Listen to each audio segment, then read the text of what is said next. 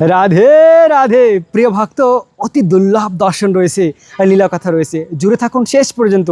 দেখুন গোবিন্দকুণ্ডের জল, অপ্রাকৃত কৃষ্ণের চরণামৃত, আর ওই রয়েছে গিরিরাজ গোবর্ধন। তো এই গিরিরাজকে কৃষ্ণ ধারণ করেছিল 7 দিন 7 রাত। কেন না, অনেক কারণ রয়েছে। প্রধান কারণ হলো তার প্রিয় গোপিকাদের আনন্দ প্রদান করা। দর্শন করতে করতে আমরা শ্রবণ করবো এই লীলা কথা। এ হলো গোবিন্দকুণ্ডের জল, কৃষ্ণের চরণামৃত, আর ওই রয়েছে গিরিরাজ গোবর্ধন। তো কৃষ্ণ এই গিরিরাজকে ধারণ করেছে এর পিছে যেটা সব থেকে গুরুত্বপূর্ণ কারণ, তা হলো গোপিকাদের অভিলাষ, রাধারানীর অভিলাষ। কৃষ্ণ প্রতিদিন সকাল হলেই বৃন্দাবনের অরণ্যে চলে যেত গোচারণ লীলা করার জন্য। গোপিকারা কৃষ্ণকে ভালো করে দর্শন করতে পারতো না। তো কৃষ্ণ এই লীলার মাধ্যমে একই স্থানে 7 দিন 7 রাত দাঁড়িয়েছিল।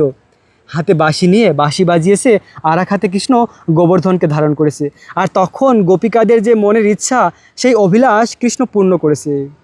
তারা নয়ন ভরে গোবিন্দকে দর্শন করেছে, অপালক নয়নে কৃষ্ণকে দর্শন করেছে। আর কৃষ্ণ হলো এরকমই, ভগবান হলো ভক্তবৎসল, ভক্তের সমস্ত মনের ইচ্ছাকে পূর্ণ করে। ওই সেই অপ্রাকৃত জগতের গোবর্ধন মহারাজ আজও রয়েছে। দেখুন এই গিরিরাজকেই কৃষ্ণ ধারণ করেছে, 21 কিলোমিটার লম্বা। তাহলে ভেবে দেখুন ভগবান কত শক্তিশালী। ভগবান শুধু এই গিরিরাজ নয়, অনন্ত কোটি ব্রহ্মাণ্ডকে ধারণ করে আছে ভগবান। তাই ভগবানের শক্তি হলো অসীম। আর সেই ভগবানকে ভালোবাসলেই আমাদের দুঃখময় জীবন থেকে আমরা নিস্তার পেতে পারি, আমরা পরম শান্তি লাভ করতে পারি ভগবানকে ভালোবাসার মাধ্যমে। ভালোবাসার মাধ্যমে আমরা এই জীবনে কৃষ্ণর কাছে ফিরে যেতে পারি। তো কৃষ্ণকে লাভ করার জন্য সবসময় ভগবানের নাম জপ করা উচিত। ভগবানের নাম জপ করার মাধ্যমেই আমরা ভগবানকে লাভ করতে পারি এই জীবনে।